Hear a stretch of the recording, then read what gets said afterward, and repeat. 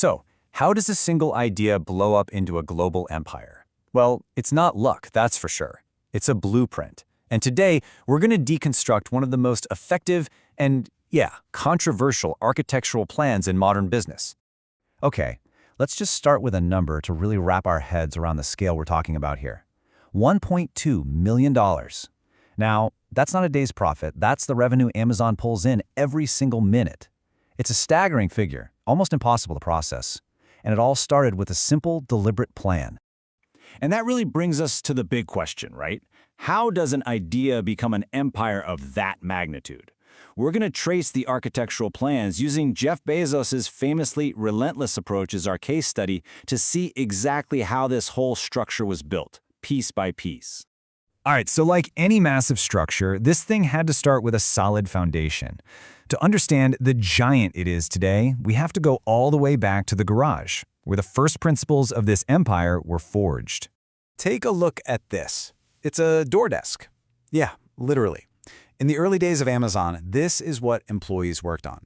A cheap wooden door slapped on top of some legs. Now, this wasn't just about saving a few bucks. It became this powerful symbol of a core philosophy. Be relentlessly resourceful. Pour every single dollar not into fancy furniture, but into what the customer actually values. That frugality, that was the bedrock. But look, a frugal mindset is one thing. That's just the start. You can't build an empire just by saving money. You need a framework for growth. And this is where the plan shifts to a methodical, relentless execution. So the blueprint really boils down to 3 key steps. First, you isolate a niche. For Amazon, it was books. Why? Because they were easy to ship and the catalog was massive. It was the perfect beachhead. Second, and this is absolutely crucial, obsess over logistics. The goal was never just to sell stuff online. It was to build an unbeatable system for getting that stuff to people faster and cheaper than anyone else. And third, reinvest everything. You know that money they saved on the door desks? It went right back into building more warehouses and perfecting that logistical machine. So what happens when you follow that framework for decades? What's the end result? Well, you get the finished structure. The garage has been totally replaced by a global machine that has completely changed the way we all shop, read, and even compute. And this, right here, this gets to the absolute core of what Amazon really is today.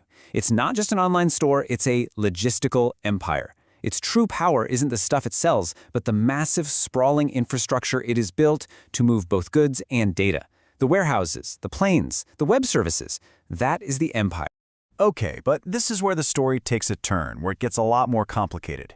The blueprint is described as methodical, but also as ruthless and relentless. And that points to a central tension. Is this whole thing a model to be copied, or is it a warning? Let's actually look at the 2 faces of this blueprint, side by side. On the one hand, you've got methodical genius, a relentless focus on the customer, a long-term vision, and frugal innovation. But you flip that coin over, and those exact same traits start to look rootless. That relentless focus, it becomes crushing competition. That long-term vision, it drives an intense work culture.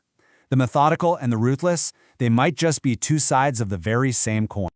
So, where does that leave us? We've seen the architect's plan, from a simple door desk all the way to an empire that makes over $1 million a minute.